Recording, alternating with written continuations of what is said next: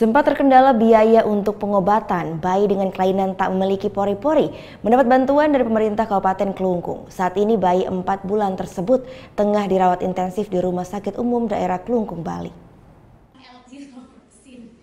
Gusti Ngurah Juliana, bayi laki-laki yang didiagnosa mengidap kelainan genetika, lahir tanpa pori-pori, akhirnya mendapat bantuan dari pemerintah Kabupaten Kelungkung, Bali. Bersama kedua orang tuanya, Gusti Ngurah Juliana kini mendapat perawatan intensif di Rumah Sakit Umum Daerah Kelungkung. Segala biaya perawatan sepenuhnya ditanggung oleh pemerintah daerah. Kedua orang tua Gusti Ngurah Juliana juga mendapat santunan berupa biaya hidup selama berada di rumah sakit. Tentu saya sudah memberikan bantuan untuk biaya hidupnya di rumah sakit bagi orang tuanya kedua-duanya. Karena mereka kedua-duanya semuanya sebagai buruh. Nah, pantesan selama ini anaknya dirawat di puskesmas, kemudian setiap hari dititip di tetangganya. Atas bantuan perawatan intensif tersebut, orang tua Gusti mengapresiasi kinerja pemerintah kabupaten.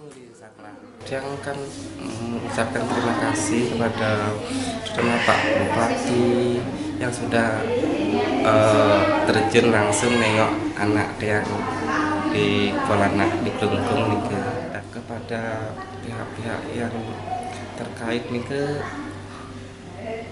mudah-mudahan juga memperhatikan keadaan anak dia. Sebelumnya, Gusti Ngurah Juliana dirawat di rumahnya di Banjarkawan, Desa Tusan, Kelungkung lantaran terkendala biaya. Bayi laki-laki berusia 4 bulan ini menderita kelainan genetika.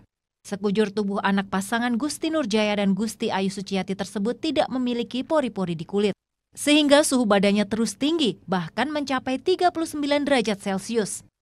Kondisi ini menyebabkan sang bayi tidak bisa mencerna makanan dan minuman dengan normal, sehingga berat badannya terus menurun layaknya anak bergizi buruk. Tim Liputan melaporkan untuk NET.